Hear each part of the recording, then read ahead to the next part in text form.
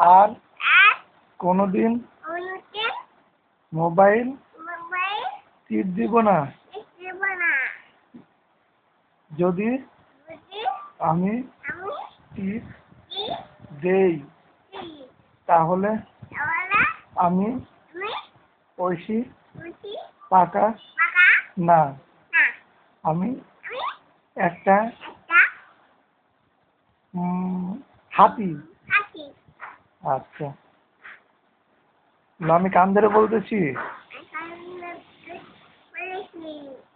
আর কখনো মোবাইল টিপ দিব না। আচ্ছা, একটু বসার উঠো,